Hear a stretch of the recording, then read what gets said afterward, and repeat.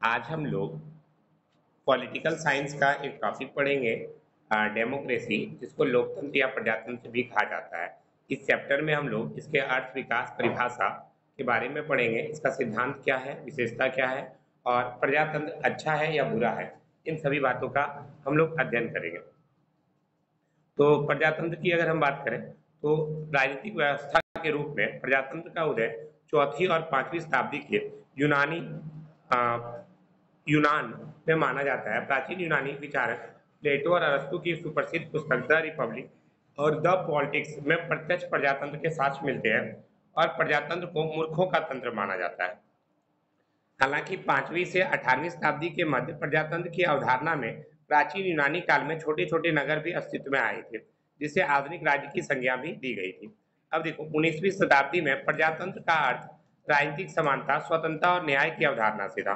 मतलब कि उसको माना जा रहा था कि जो लोग क्या कर रहे थे, मतलब ऐसा शासन जहाँ पे लोगों राजनीतिक रूप से समान हो, मतलब कोई भी आदमी चुनाव लड़ सकता हो या फिर राजा के पास अपने अधिकार को रख सकता हो, स्वतंत्र हो और न्याय की अवधारणा भी इसमें शामिल हो, उसी को प्रजातंत्र कहा जा रहा था। धीरे धीरे प्रजातंत्र जो है समस्त विश्व के समस्त देशों में स्थापित होना शुरू हो गया था। 21वीं शताब्दी तक आते आते विश्व में कई ऐसे आर्थिक, सामाजिक और परिवर्तन देखे गए जिसने प्रजातंत्र को एक मजबूत और अटल व्यवस्था के रूप में क्या किया, स्थापित कर दिया। कौन सा शताब्दी में? 21वीं शताब्दी में, ध्यान रखिएगा। अब आता है लोकतंत्र के विकास की प्रक्रिया क्या क्या है। तो इसके बारे में भी अलग अलग विद्वानों ने अलग अलग बताया। जैसे कि पहली लहर 18वीं से 19वीं शताब्दी तक चली थी, जब अधिकांश पश्चिमी देश, ब्रिटेन, अमेरिका और फ्रांस जैसे देश लोकतांत्रिक हो गए।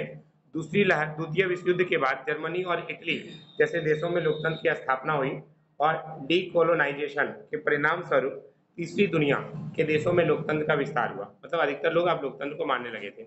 और ये आपका दूसरी लहर थी। अब आता है तीसरी लहर। पूर्वी यूरोप में साम्यवाद और यूएसएसआर के पतन के बाद चीन, उत्तर कोरिया और अरब दुनिया जैसे कुछ अपवाद के साथ लोकतंत्र वैश्विक हो गया। मतलब सभी देशों में यह माना जाने लगा कि भैया लोकतांत्रिक सरकार होनी चाहिए, लोगों के द्वारा चुनी गई सरकार होनी चाहिए। इस बारे में बात की जाने लगी। हाँ, तीसरी दुनिया का मतलब क्या होता है? तीसरी दुनिया मतलब कि भाई जो लोग पहला और दूसरा धुरी के राष्ट्रों में, सॉरी, अमेरिका और सोवियत संघ में जो लोग शामिल नहीं थे, गुट निरपेक्ष रहा था, उसी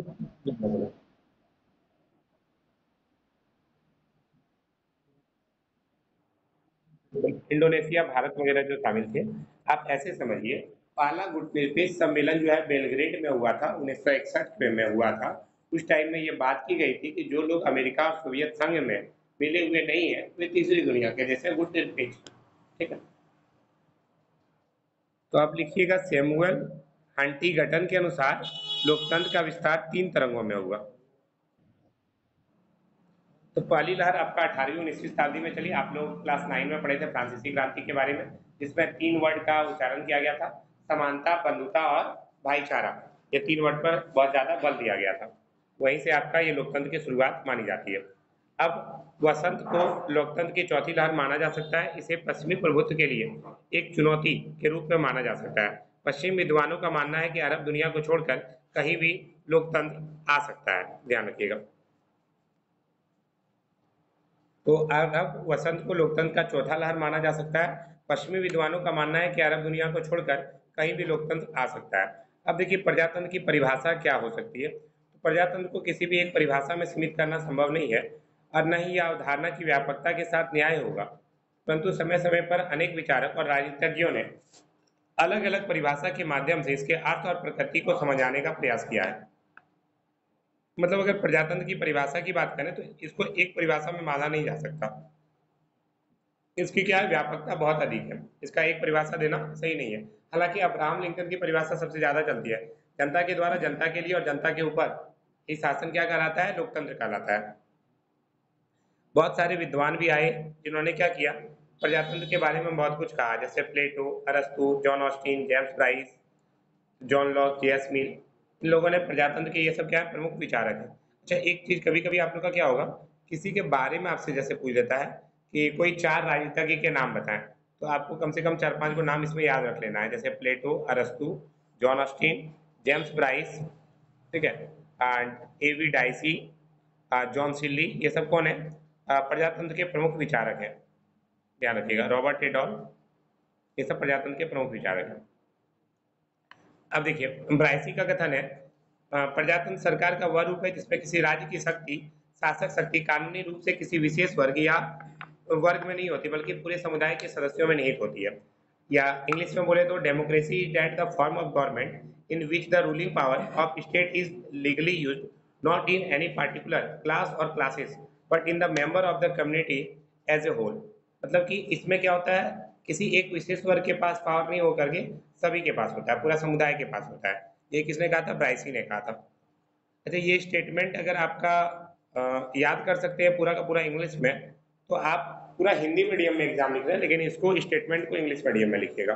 और नहीं यदि याद हो रहा है तो ये जो छोटा वाला परिभाषा सब है, जैसे मेजनी की परिभाषा बड़ा छोटा है, इसको तो पक्का इंग्लिश में ही याद करेंगे। मेजनी ने क्या कहा था? According to Mazzini it is the government of all and through all. प्रजातंत्र का आशय सबकी सरकार से है, सभी लोग मिलकर सरकार चलाते हैं, तो ये आपको इंग्लिश में ही याद करना है। Mazzini it is the government of all and through all. अब कह रहा है गेटल ने क्या कहा था? प्रजातंत्र सरकार का वह रूप है जिसमें जनता के पास संप्रभु शक्ति के प्रयोग में हिस्सा लेने का अधिकार होता है। मतलब जनता भी चाहे तो क्या कर सकती है? पार्टिसिपेट कर सकती है। किसने कहा था? गेटल ने कहा था। अमर्त्य सेन के अनुसार क्या कहा गया? जेएस मिल से जो हम बड़ी बात जानते हैं वह यह है कि प्रजातंत्र चर्चा की सरकार है। यदि आप चर्चा को भयभीत करते हैं तो प्रजातंत्र नहीं मिलने वाला, चाहे आप वोट की गिनती ही हो कैसे करेंगे। तो यहाँ अलग अलग विद्वानों के द्वारा क्या किया गया है? अलग अलग परिभाषाएं दी गई है। आपको नॉर्मली कम से कम 3 परिभाषा, 2 से 3 परिभाषा याद कर लेनी है। जो आपको सबसे छोटा लगे वो याद कर लीजिएगा। जैसे कि हमको देखिए अब्राहम लिंकन का बड़ा मस्त लगता है, हम अब्राहम लिंकन का एक आर्टिकल कर ले रहे हैं। अब्राहम लिंकन का क्या कहा गया? Democracy is government of the people by the people and for the people. ये सबसे फेमस परिभाषा है, इसको याद कर लेंगे। प्रोफेसर सीले के अनुसार क्या है? प्रजातंत्र एक ऐसी सरकार है जिसमें सबका हिस्सा होता है। ठीक है, तो ये पॉलिटिकल साइंस का एक बहुत बड़ा टॉपिक है। अब पॉलिटिकल साइंस ही नहीं बोले बोले ना तो अंडरस्टैंडिंग इंडिया में भी आपको घुस जाएगा। और आगे जब आप लोग एग्जाम दीजिएगा ना सेमेस्टर 3 में, तो फिर आपका ये ऐड हो जाता है, तो ध्यान रखना है आपको। आगे बढ़ते हैं। तो उक्त परिभाषाओं के विश्लेषण करने पर हम पाते हैं कि प्रजातंत्र के प्रमुख बिंदु कुछ इस प्रकार है। प्रजातंत्र में सत्ता की शक्ति कानून या विधि के द्वारा प्रतिपादित की जाती है। मतलब जो कानून बोलता है वो बात सबको क्या होता है? मानना पड़ता है, ध्यान रखिएगा। और प्रजातंत्र में जो निर्णय लिया जाता है वो सर्वसम्मति से लिया जाता है। प्रजातंत्र शासक का एक ऐसा राजनीतिक रूप है जिसमें शासन शक्ति लोगों से सर्वसम्मति या प्रत्यक्ष जनमत संग्रह द्वारा या लोगों के निर्वाचित प्रतिनिधियों के द्वारा होता है। मतलब इसमें सबका योगदान होता है। अब प्रजातंत्र एक ऐसी व्यवस्था है जहां संप्रभु शक्ति के प्रयोग में जनता की प्रमुख हिस्सेदारी है, बिना जनता का कोई भी काम नहीं हो सकता। और इस सरकार का नीति निर्माण कौन करता है? जो हम लोग प्रतिनिधि को चुन करके भेजते हैं, वही लोग हमारे ऊपर क्या करते हैं? शासन करते हैं। तो प्रजातंत्र के अनेक स्वरूप हो गए। अब आता है प्रजातंत्र की प्रमुख विशेषता। विशेषज्ञों द्वारा कुछ संस्थाओं और प्रक्रियाओं को प्रजातंत्र की आवश्यक विशेषताओं के रूप में पहचाना गया है। प्रजातंत्र की एक कई ऐसी संरचनात्मक और व्यवहारात्मक विशेषता भी है जो इसे बाकी शासन व्यवस्था से अलग और बेहतर बनाती है, और ये निम्न प्रकार से है। अब देखिए प्रजातंत्र की प्रमुख विशेषता, ये आपको सारा पॉइंट याद करना पड़ेगा, दिस इज वेरी इंपॉर्टेंट। ये पूरा आपको कॉपी पर लिख लेना है आप लोग, लेकिन पॉइंट वाइज लिखिएगा एग्जाम में। प्रजातंत्र की प्रमुख विशेषता, पहला पॉइंट संविधानवाद, बंधुत्व, न्यायपालिका की स्वतंत्रता। संविधानवाद मतलब संविधान का बात सबको मानना पड़ेगा। बंधुत्व मतलब पूरे समाज में सभी के साथ भाईचारा वाला भाग रखना है सभी को। अगला है आपका न्यायपालिका की स्वतंत्रता। जो प्रजातंत्र हो उसमें न्यायपालिका क्या हो? स्वतंत्र हो। भाई किसी पर भी कोई भी तरह का आरोप प्रत्यारोप वो ना ही करे। मतलब कि जैसे अभी बीजेपी की सरकार है तो ऐसा नहीं है जज बीजेपी का पक्ष लेना शुरू कर दे। मौलिक अधिकार, सभी लोगों को कुछ कुछ मौलिक अधिकार भी दिए गए हैं। कुशल और निष्पक्ष चुनाव, जो चुनाव हो वो क्या हो? कुशल हो और निष्पक्ष हो, सभी लोगों को वोट देने का अधिकार हो उसमें। स्वतंत्रता, सभी लोग स्वतंत्र हो, समानता का अधिकार हो। जनता में निहित संप्रभुता, जनता लोग मिल करके किसी एक को चुने और वही लोग हमारे ऊपर शासन करें। कल्याणकारी राज्य की बात की गई, कानून का शासन, इन सब बातों की चर्चा की गई। तो ये आपका परिभाषा है। अगर विशेषता अगर पूछ दे तो आपको इसको थोड़ा डिफाइन करके लिखना पड़ेगा, जैसे मैंने बोला। आपका देखिए नीचे में डिफाइन भी किया गया है, लेकिन शायद ये, चलिए थोड़ा सा टिक लगा लेते हैं, ज्यादा नहीं। देखो संविधानवाद क्या कर रहा है, स्थापित संविधान के निर्देशों के अनुरूप शासन को संविधानवाद कहा जाता है। किसने कहा था? कोरिता अब्राहम के अनुसार। यह शासनकर्ता पर कानूनों व नियमों का बंधन रखते हुए शासन व्यवस्था को संविधान के सीमा के अंतर्गत रखने की बात करता है। तो संविधानवाद इसी पर काम करता है। और संविधानवाद का अर्थ क्या है? सीमित सरकार, और इसके मूल आधार है संविधान की संवैधानिक सरकार जो प्रजातांत्रिक राज्य को मजबूती प्रदान करते हैं। अगला है स्वतंत्रता। स्वतंत्रता शब्द जॉन लॉक ने इंग्लैंड के गौरवमयी क्रांति 1688 के संदर्भ में अपनी पुस्तक टू ट्रीटीज ऑफ गवर्नमेंट में अपने विचार प्रस्तुत करते हुए कहा है कि मनुष्य के कुछ अधिकार होते हैं, प्राकृतिक अधिकार होते हैं, जिन्हें कोई भी छीन नहीं सकता। इसमें जीवन और स्वतंत्र और संपत्ति के अधिकार, right to life, liberty and property को विशेष स्थान प्राप्त है। और इसमें बताया गया कि मनुष्य को इतना स्वतंत्रता तो मिलना ही चाहिए हमेशा। देखिए बात को समझिएगा थोड़ा सा। स्वतंत्रता के बारे में ये कहा गया, हम लोग क्या है प्राकृतिक रूप, जैसे सिंपल सा भाषा में बोले, आप लोग कुत्ता बिल्ली को देखते हैं, जब जिसके साथ मन है रह जाता है, जहां मन हुआ वही खा गया, सो गया, पी गया। इंसान के पास ऐसा है क्या? मन हुआ किसी को काटियो लिया। आप काट सकते हैं किसी को? नहीं काट सकते हैं। काटने का काम ऐसे लड़की लोग का रहता है, लड़का लोग का रहता भी नहीं है। अरे गलत मत समझो यार, कपड़ा काटने का बात कर रहे हैं। वो लोग कपड़ा वगैरह सीने का भी काम करती है, लड़का लोग नहीं सीते हैं, नहीं करते हैं लड़का लोग, वो लोग ज्यादा करती है। हाँ तो स्वतंत्रता क्या है भाई? प्राकृतिक स्वतंत्रता मतलब कि आप स्वतंत्र है कहीं भी जाने के लिए, घूमने के लिए, ये स्वतंत्रता सबको मिलना चाहिए। अब आता है जॉन स्टुअर्ट मिल ने के निबंध का नाम है ऑन लिबर्टी। इसमें उन्होंने लिखा है, अगर कभी किसी व्यक्ति की इच्छा के विरुद्ध शक्ति का प्रयोग किया जाएगा तो उसका उद्देश्य दूसरों को किसी नुकसान या क्षति से बचाना मात्र होगा। मतलब आप स्वतंत्र हैं कोई व्यक्ति को नुकसान न पहुंचाने के लिए, या नुकसान पहुंचा रहा है तो उससे बचने के लिए। देखिए एक नंबर का क्वेश्चन ऐसे भी पूछ सकता है, टू ट्रीटीज ऑफ गवर्नमेंट किसने लिखा है? तो two treatises of government John Locke ने लिखा है। और ऑन लिबर्टी किसने लिखा है? तो जॉन स्टुअर्ट मिल ने लिखा है। तो ये आपको ध्यान रखना, उन्होंने कहा था स्वतंत्रता और प्रजातंत्र एक साथ मिलकर के मानव उत्कृष्टता की संभावना को प्रबल बनाते हैं। इस बारे में उन्होंने बात किया था। किसने? जॉन स्टुअर्ट मिल ने। उसने क्या लिखा था? On liberty. ये आपका एक नंबर का क्वेश्चन में भी आ सकता है। हम बुक का उनका निबंध का नाम है, उन्होंने एक निबंध लिखा था, उसे निबंध को ऑन लिबर्टी कहा गया। निबंध और किताब में अंतर यही है, निबंध कम पेज का होता है, किताब ज्यादा पेज का होता है। ठीक है। बंधुत्व का मतलब क्या होता है? तो बंधुत्व को दो अर्थों में समझा जा सकता है। प्रथम, नागरिक का एक दूसरे के प्रति प्रेम भाव, सौहार्द और सहयोग की भावना, और राज्य के प्रति प्रेम और सम्मान की भावना, इसी को क्या बोला जाता है? बंधुत्व बोला जाता है। अगला आपका दिया हुआ है, आज के समय में जब मानव अधिकार डॉक्टर बी आर अम्बेडकर बोलते हैं भाईचारे के बिना समानता और स्वतंत्रता रंग के एक कोट से अधिकारी नहीं होगी। देखो इसका मीनिंग समझो, बहुत गहरा बात उन्होंने कह दिया। अच्छा बताइए, डॉक्टर बी आर अम्बेडकर ने कहा भाईचारे के बिना समानता और स्वतंत्रता रंग के एक कोट से अधिकारी नहीं होगा। अगर रंग का एक कोट चढ़ाते हैं तो क्या होता है?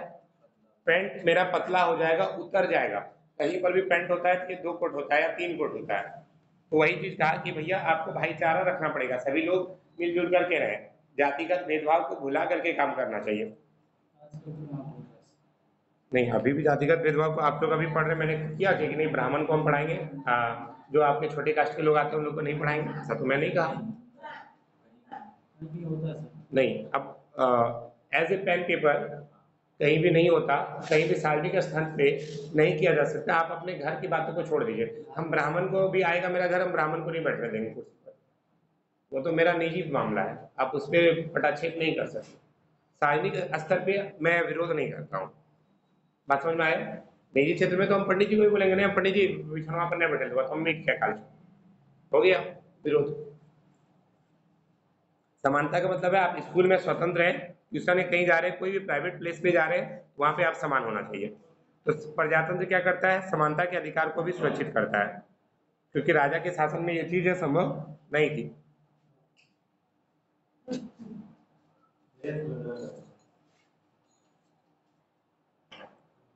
कानून के समक्ष हर व्यक्ति को क्या है, बराबरी का दर्जा प्राप्त होता है। उदाहरणतः भारत के संविधान में निहित प्रक्रिया कानून के समक्ष समानता और कानून का समान संरक्षण के माध्यम से राज्य में समानता स्थापित करने का भी कार्य किया जाता है।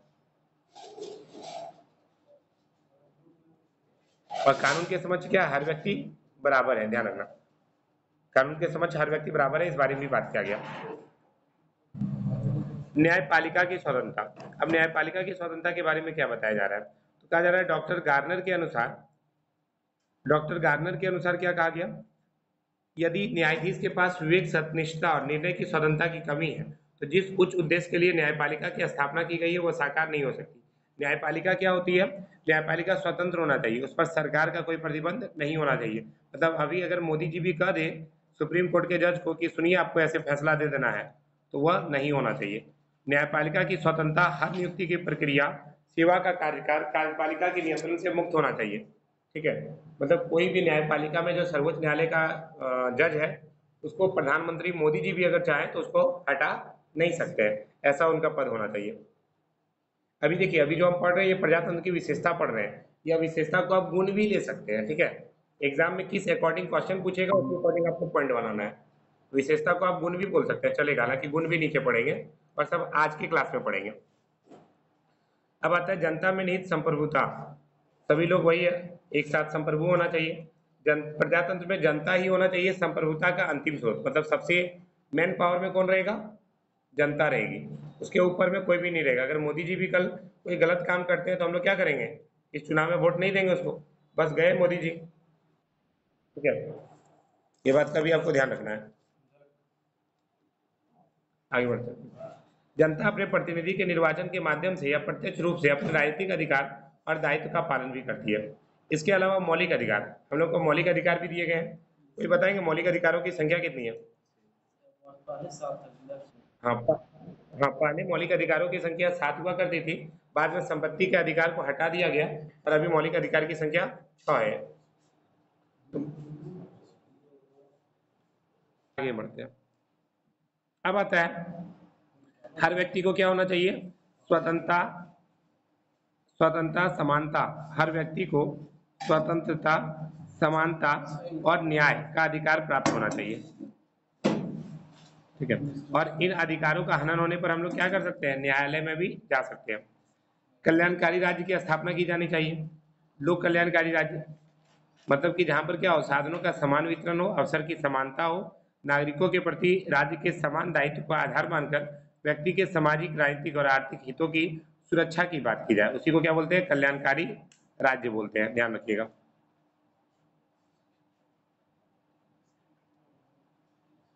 इसके अलावा एक चीज और बताई गई है मतदान के बारे में कि मतदान वह मूलभूत कार्य जो शासित की सहमति के सिद्धांत में प्राण फूंक देता है, यानी कुशल और निष्पक्ष चुनाव प्रणाली होनी चाहिए। अब प्रजातंत्र की सफलता के लिए क्या चाहिए, चुनाव प्रणाली की एक महत्वपूर्ण भूमिका होती है। बिना प्रजातंत्र तभी हो सकता है जब चुनाव सही तरीके से हो रहा हो। तो विश्व भर के प्रमुख प्रजातंत्र सार्वभौमिक मताधिकार का पालन करते हैं और स्वतंत्र और निष्पक्ष चुनाव आयोग की स्थापना करते हैं। स्वतंत्र और निष्पक्ष चुनाव आयोग मतलब उस पर किसी भी पार्टी का जोर नहीं चलेगा। आगे बढ़ते हैं। इसके अलावा एक और पॉइंट है कानून का शासन। तो कानून का शासन, न्यायपालिका की स्वतंत्रता हमारी प्रजातंत्र का आधार है, बिना कानून के कोई भी देश नहीं चल सकता। इस बारे में भी बोला गया है कि कानून का शासन होना चाहिए और ये हमारे जीवन की क्या है, आधारशिला है। कानून का शासन सरकार के निर्णय और कार्यों के लिए कानूनी बाध्यता प्रदान करता है, मतलब कानून जो बना हुआ है वो सरकार को भी पालन करना पड़ता है, और ये इसी कारण सरकार क्या करती है, हम नागरिकों के प्रति अधिक जवाबदेह और कुशल बनती है। अब देखिए, प्रजातंत्र की सफलता के लिए आवश्यक शर्तें हैं, ये भी क्वेश्चन आ सकता है। अभी तक हम पढ़े प्रजातंत्र क्या है, प्रजातंत्र की विशेषता क्या है, अब पढ़ रहे हैं प्रजातंत्र की सफलता की आवश्यक शर्त क्या है।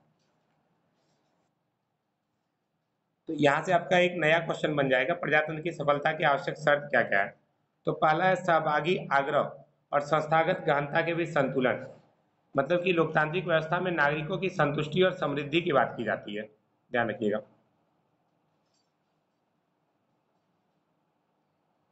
जैसे कि यहाँ पर देखो दिया हुआ है, उदाहरण के लिए भारत को सन 1975 में श्रीमती इंदिरा गांधी के प्रधानमंत्री कार्यकाल के दौरान राष्ट्रीय आपातकाल की स्थिति का सामना करना पड़ा था, जब एक संस्था के हित को राष्ट्र की स्थिरता पर प्राथमिकता दी गई थी।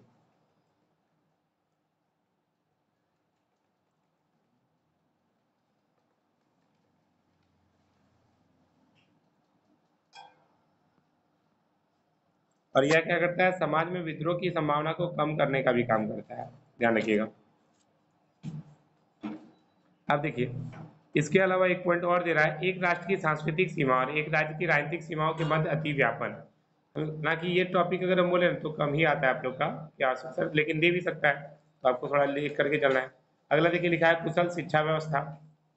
तो फ्रैंकलिन डी रूजवेल्ट के अनुसार प्रजातंत्र तब तक सफल नहीं हो सकता जब तक अपनी पसंद का को व्यक्त करने के लिए बुद्धिमानी से चुनने के लिए तैयार नहीं हो। इसलिए प्रजातंत्र की असली सुरक्षा क्या है, शिक्षा है। अगर आपको नॉलेज रहेगा तभी तो आप जानेंगे कि हमारे लिए मोदी जी अच्छा है या राहुल गांधी अच्छा है, तब हम चुन पाएंगे, नहीं तो नहीं चुन पाएंगे। यह भी एक बहुत बड़ी बुद्धिमानी की बात की जाती है। तो इसीलिए एक मजबूत लोकतंत्र तभी बन सकता है जब लोग शिक्षित हों। और जहां यह मतदान प्रतिशत को बढ़ाता है, चुनाव प्रक्रिया में बेहतर करने की बात करता है, ये बेरोजगारी की दर में गिरावट भी लाता है।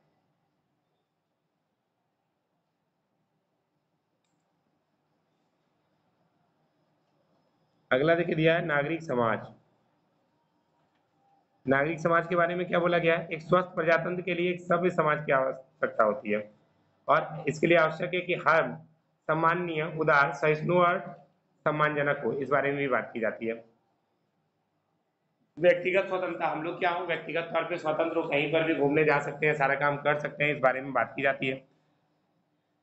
स्वतंत्रता पुरुषों और महिलाओं द्वारा प्राप्त की जाती है और रखी जाती है, जो मजबूत और आत्मनिर्भर होते हैं, इस तरह के ज्ञान से युक्त होते हैं, जैसे भगवान मानव जाति को देते हैं। पुरुष और महिला जो न्यायपूर्ण और समझदार हैं, उदार हैं, उस तरह रहना चाहिए, इस बारे में बात की जाती है। किसने कहा था, फ्रैंकलिन डी रूजवेल्ट ने कहा था कि व्यक्तिगत स्वतंत्रता की बात की थी, कि हम लोग व्यक्तिगत तौर पे स्वतंत्र होने चाहिए। देखिए, इस सब का कुछ कुछ का पॉइंट आप अपने भी बना सकते हैं।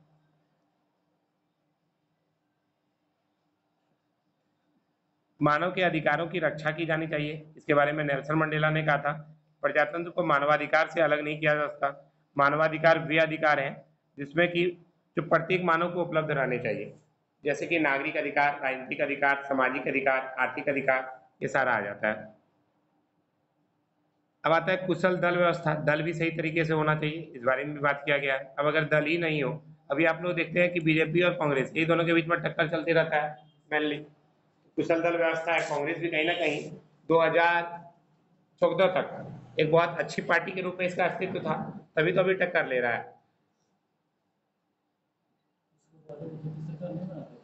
हाँ, बना था, अटल बिहारी के टाइम में बना था, बना है, बहुत बार बना है उसके पहले। जनसंघ, जनसंघ पार्टी की स्थापना 1951 में हुई थी, जो बाद में 1980 में कन्वर्ट हुई और फिर बीजेपी में बन गई। ठीक है, श्यामा प्रसाद मुखर्जी थे। जनसंघ पार्टी, हाँ, बाद में वही बीजेपी बन गया।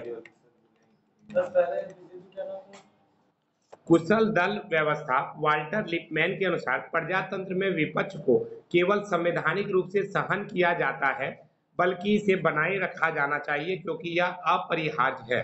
लोकतंत्र में चूंकि दलीय प्रणाली होती है, और आदर्श लोकतंत्र उसी को कहा जाता है जिसमें या तो दो दल या बहुदलीय प्रणाली होती है, क्योंकि एक दल सत्ताधारी के रूप में कार्य करता है और दूसरा विपक्ष के रूप में काम करता है। सत्ताधारी दल जहां जनता का प्रतिनिधित्व करते हुए राष्ट्र की सेवा करता है। हालांकि एक सच्चे प्रजातंत्र की सफलता वास्तव में विपक्ष की ताकत के ऊपर निर्भर करती है, क्योंकि यह सरकार के कार्यों की निगरानी करती है और उसे अधिक जवाबदेह और कुशल बनाती है। अगर विपक्ष नहीं हो तो ऐसी स्थिति में क्या होगा, सत्ता पार्टी कुछ भी अपने मन से काम करेगी, कोई भी काम अच्छा नहीं करेगी, तानाशाही बन जाएगी, कोई उसका आलोचना करने वाला नहीं रहेगा, स्थिति बहुत बुरी हो जाएगी हमारे देश की।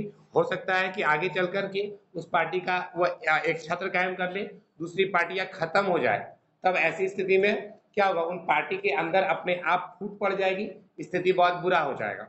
अब बताइए, क्या हर समय बीजेपी को आगे बढ़ाया जाना सही है? अगर आप हर बार बीजेपी को आगे बढ़ा रहे तो एक टाइम ऐसा आएगा, राहुल गांधी कांग्रेस पार्टी खत्म, गया, टाटा होगा सीयू। अब विपक्ष भी जिंदा नहीं बचा, विपक्ष जिंदा बचा ही नहीं तो उससे सवाल कौन कर जाएगा? आप जाइएगा, मोदी जी सुनिए तो अभी रोडवा खराब बनवाए थे, आपका बात सुनेगा क्या? नहीं सुनेगा। तो विपक्ष को जिंदा रखा जाना चाहिए और यही कारण है कि बीजेपी पार्टी आज नारा लगवा रही है अब की बार 400 पार, कि भैया 400 पार कर देने के बाद क्या होगा, विपक्ष का ताकत एकदम कमजोर हो जाएगा और संविधान में संशोधन मोदी जी अगर एक लाइन बोल देंगे वही संविधान बन जाएगा। ठीक है, 400 पार होने के बाद ही ऐसा होगा।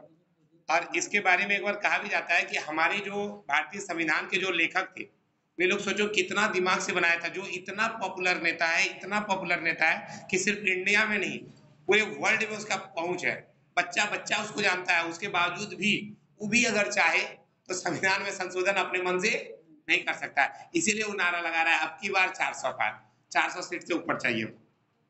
अब बताइए, और अगर 400 सीट से ऊपर अगर उसको मिल गया, और जबकि वो सरकार कब बना लेगा? 350 क्या 300 सीट ले आएगा ना तो सरकार बना लेगा। हाँ, 273 के पास में या 300 के आसपास में वो सरकार बना लेगा। अब सोचो उसके बावजूद वो नारा क्या लगा रहा है 400 पार, ताकि वो चाह रहा है कि हम जो बोले वह कानून बन जाए, मेरे शब्द ही मेरे कानून है। बात समझ में आया? इसीलिए वो नारा लगवा रहा है। तो आप बताइए किसको वोट देना चाहिए, बीजेपी को कांग्रेस को? बीजेपी को ही दो, सबके तो भाई विपक्ष क्या होगा, कमजोर हो जाएगा ना, उसको भी लेके चलना है। चलिए ठीक है, मैं किसी का सपोर्ट नहीं कर रहा, बस मैं आपको बता रहा हूँ। चलिए टॉपिक पे आते हैं। 2004 के टाइम में कांग्रेस पार्टी की जब सरकार थी, उस टाइम में कोई भी आदमी अगर कांग्रेस के विरोध में बोलता था उसको सीधा उठा के जेल में डाल देता था या जान से मार देता था। उस टाइम लोगों ने कहा कि भैया अब कांग्रेस पार्टी को नहीं जिताना है, कांग्रेस तानाशाह बनते जा रहा है, तो बीजेपी को जिताया। अब फिर आने वाले समय में फिर वही चीज होगा कि भैया बीजेपी तानाशाह बनते जा रहा है, इसको हटाओ, कांग्रेस लाओ। ठीक है, ये बात आप ध्यान रखिएगा। हाँ, किसी को भी तानाशाह नहीं बना दीजिए, बस मैं यही कह रहा हूँ। शक्ति का विकेंद्रीकरण कर दीजिए। इंदिरा गांधी भी अच्छा नहीं की है, आपकी जानकारी के लिए बता दें, जब आपातकाल लगाई थी वो अपना शासन काल को जो 5 साल था उसको वो 6 साल करवा ली थी बीच में एक बार, जिसको बाद का 44वां संशोधन में शायद फिर ठीक करके 5 साल किया गया था। तो भैया कांग्रेस भी अच्छा नहीं है, हम कांग्रेस को भी अच्छा नहीं बोलते क्योंकि इंदिरा गांधी भी खराब काम कर चुके हैं। उस टाइम वो बहुत लोकप्रिय नेता थी इंदिरा गांधी, आज बीजेपी का है। अटल बिहारी वाजपेयी एक वोट से आगे थे। हाँ हाँ, एक एक सीट अगर उसको मिल गया रहता तो उस वक्त प्रधानमंत्री बनता। पूरा मजाक उड़ा था उस टाइम उसका, अटल बिहारी वाजपेयी का। अटल बिहारी वाजपेयी उसी टाइम बोले थे कि एक टाइम ऐसा आएगा जब कांग्रेस को वोट नहीं मिलेगा, बीजेपी को मिलेगा। ये पूरा स्टेटमेंट आपका गूगल पे दिया हुआ है, पढ़ सकते हैं जाकर के। चलो देखो, अब आता है शक्ति का विकेंद्रीकरण। हाँ, लोकतांत्रिक विकेंद्रीकरण राज्यों के कार्यों और संसाधन के केंद्र से निचले स्तर पर निर्वाचित प्रतिनिधियों को हस्तांतरित करने की प्रक्रिया है। देखो, शक्ति का विकेंद्रीकरण मतलब होता है कि शासन औपचारिक रूप से स्थानीय सरकार को कानून द्वारा सौंप दिए जाते हैं।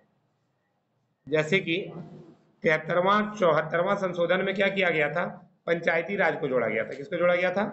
पंचायती राज को, मतलब कि पंचायत स्तर पे भी लोगों को पावर दे दिए गए थे। अभी मुखिया लोग का भी पावर है, जानते ही आप लोग। कानून व्यवस्था क्या है? ऑस्टिन के अनुसार कानून एक संप्रभुता द्वारा समर्थित एक आदेश है। प्रजातंत्र के सफल संचालन के लिए क्या चाहिए? कानून तो चाहिए, बिना कानून का कुछ होगा क्या? नहीं होगा। लॉ एंड ऑर्डर, स्वतंत्र और निष्पक्ष मीडिया। जो मीडिया है, मीडिया क्या है? सरकार का चौथा स्तंभ है और लोकतंत्र को मजबूत करने में इसकी भूमिका को कम नहीं आंका जा सकता। और मीडिया क्या कर सकती है कि सभी रूपों की लोकतांत्रिक प्रक्रिया में एक बड़ी भूमिका भी है। अभी देखो, मीडिया को लेकर के बहुत सारा चर्चा चलता है कि आजकल की मीडिया बिक गई है। ये भी आप लोग सुने भी होंगे, वो तो कोई आदमी स्टेटमेंट दिया था। पहले 2014 के पहले मीडिया मीडिया हुआ करती थी, उसका स्पेलिंग था MEDIA मीडिया, और अब मोदिया हो गई है, MODIA मोदिया। अब वो मोदी मोदी चिल्लाती रहती है, तो कोई अपना। लेकिन हाँ, हालांकि ऐसा नहीं है, मीडिया सही से काम करती है, नहीं करती ऐसा बात नहीं है। हाँ, लेकिन अभी आप लोग सुने ही होंगे NDTV को अडानी ग्रुप के द्वारा खरीद लिया गया। और वहाँ के जो रवीश कुमार थे, जो एकदम बेबाक पत्रकार हुआ करते थे, वो किसी के भी खिलाफ को बोल देते थे, बीजेपी के खिलाफ भी, कांग्रेस के खिलाफ भी। उसको क्या किया? नौकरी से हटवा दिया। हाँ, रवीश कुमार को। हाँ, रवीश कुमार एनडीटीवी के एक बहुत चर्चित पत्रकार रहे हैं। एनडीटीवी, उन्होंने रिजाइन नहीं मारा था। उनका एक वीडियो जारी हुआ था जिसमें ये कहा गया था कि उनके ऊपर ऐसा दबाव बनाया गया कि उसको अंत में रिजाइन मारना पड़ा। सुखसार जी कोई रिजाइन नहीं मारा था, वो कुछ नहीं कर सकते आप। आपसे बड़ी ताकतें आपके खिलाफ हो जाए तो आप कुछ नहीं कर सकते। स्थिति बहुत, आपकी जानकारी के लिए एक और बता दें, बिहार का एक पत्रकार था, अभी नाम भूल जा रहे हैं हम, मनीष मनीष वो बिहार को बदलने चला था, बेचारा खुद ही बदल गया, खुद बीजेपी में शामिल हो गया। कारण ये है कि बीजेपी वाला सीधा करता है कि या तो तुम हम में आके शामिल हो जाओ और नहीं तो तुमको बर्बाद कर देंगे। मनीष कश्यप जेल का हवा भी खाया है। अब बहुत अच्छा पत्रकार था, लेकिन भाई मजबूरन क्या करेगा, मजबूरी के नाम महात्मा गांधी। बीजेपी में आ जाओ, बेदाग हो जाओ, बिना साबुन का तुम साफ हो जाओ। ठीक है, तो बीजेपी में आओ, बेदाग हो जाओ, बिना साबुन के साफ हो जाओ। अब आते हैं लोकतंत्र का गुण के ऊपर, यहां से आपका नया क्वेश्चन बनता है, लोकतंत्र के गुण। तो अब देखो, अब कह रहा है अगर देवताओं का एक राष्ट्र होता तो वह खुद को लोकतांत्रिक तरीके से संचालित करता। इतना परिपूर्ण सरकार पुरुषों के अनुकूल नहीं है। किसने लिखा है? रूसो ने लिखा है द सोशल कॉन्ट्रैक्ट में कि भैया लोकतांत्रिक तरीके से संचालित चीज अगर होता तब तो ये देवता बन जाता। पूरी तरह से लोकतांत्रिक हमारा भारत देश भी नहीं है, वास्तविकता ये भी है। एक लोकतांत्रिक शासन जनता के संप्रभु शक्ति होने के कारण सरकार का अधिक जवाबदेह रूप है। लोकतंत्र जनता के मत और इच्छा का सम्मान कर निर्णय लेने की गुणवत्ता में सुधार करता है। अब देखो लोकतंत्र का गुण क्या क्या हो सकता है यहाँ। तो लोकतंत्र का गुण में आप लोग ये क्या कीजिएगा, इसको पॉइंट वाइज लिखिएगा, पहला पॉइंट, दूसरा पॉइंट, तीसरा पॉइंट, इस तरह देते हुए आप लोग को लिखते चलना है। पहला पॉइंट क्या है? राज्य की उन्नति में सहायक होता है, कुशल शासन व्यवस्था होती है। तीसरा है आपका लोकतंत्र में लोगों को साध्य और राजा का साधन माना, राज्य को साधन माना जाता है। व्यक्तिगत अधिकारों की सुरक्षा की बात की जाती है। स्वतंत्रता, समानता और बंधुत्व पर आधारित शासन व्यवस्था की बात की जाती है। ये आपका लोकतंत्र के गुण में आएगा। आप लोग को इसका डिटेल लिखना है, जो अभी विशेषता पढ़े थे ना उसी को आप डिटेल मार करके लिख दीजिए, गुण आपका हो गया। आगे बढ़ते हैं, लोकतंत्र का दोष क्या है। अभी जस्ट मैंने लोकतंत्र का दोष बताया कि तानाशाही,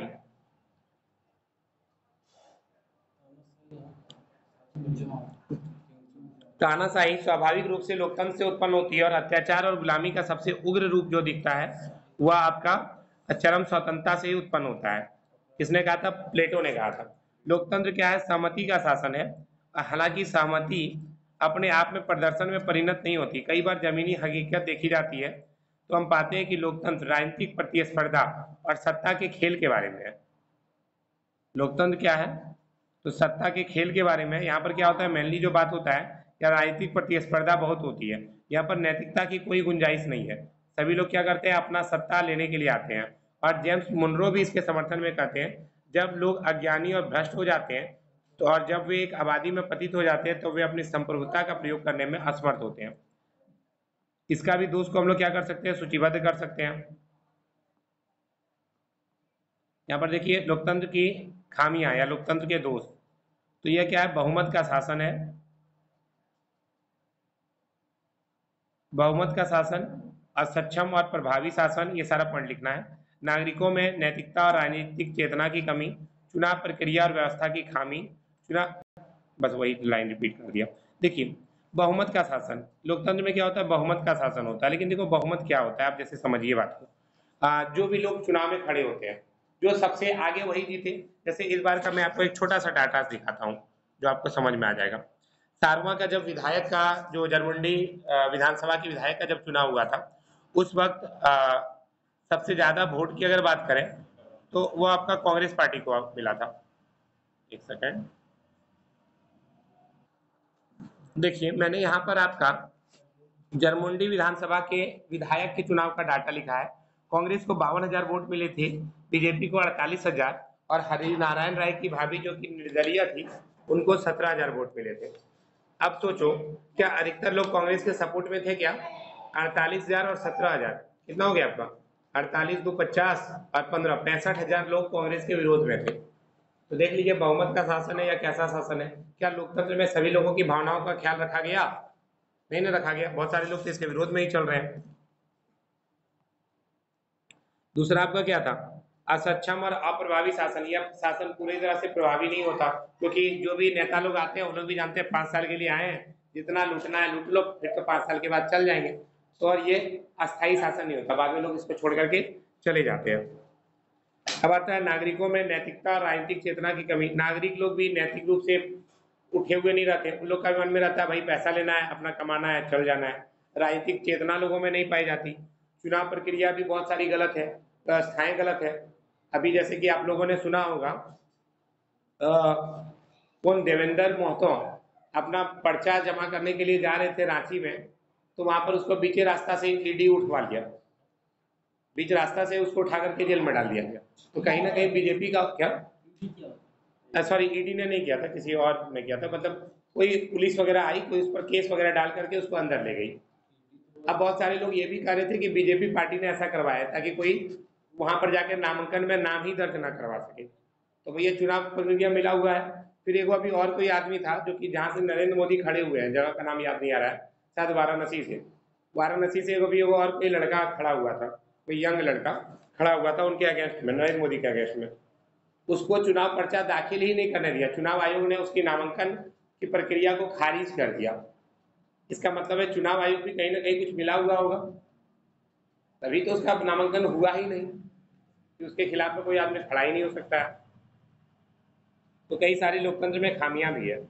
तो निष्कर्ष के तौर पर हम लोग कह सकते हैं, लोकतंत्र की योग्यता, संकट और विफलता को देखते हुए हम महसूस करते हैं कि यह निश्चित रूप से सरकार के एक प्रकार मात्र से अधिक है। हमें यह समझने की जरूरत है कि सभी लोकतंत्र एक जैसे नहीं होते। हालांकि प्रत्येक लोकतंत्र लोकप्रिय संप्रभुता के समान सिद्धांत पर आधारित है। ये वास्तविकता है कि नरेंद्र मोदी इसलिए भी जीत रहे हैं क्योंकि वे पूरे देश के नेता है, सभी लोग उसको पसंद करते हैं। और आगामी चुनाव की भी बात करें तो आगामी चुनाव में भी भले कोई कितनों कहे, कोई भी पार्टी कितना प्रचार करे, लेकिन वास्तविकता यही है कि अगला सरकार आएगा तो मोदी ही। ये तो ध्रुव सत्य है। हाँ, ये बात और है, सीट कम और बेसी मिले वो अलग बात है, लेकिन हाँ सभी लोकतंत्र एक जैसे नहीं हो सकते, सब में क्या होता है कुछ कुछ बदलाव की बात की जाती है।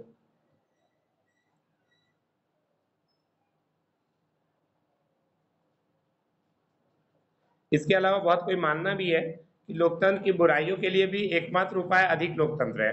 कि भैया अगर लोकतंत्र को अगर तुम बुरा मानते हो तो राजतंत्र तो और बुरा है, ये भी लोग मानते हैं कि सबसे अच्छा यही है कि लोकतंत्र ही सबसे अच्छा है। इसको और अच्छा करने के लिए क्या क्या करना होगा, आपको लोकतंत्र को और मजबूत बनाना पड़ेगा, इस बारे में भी बात की जाती है।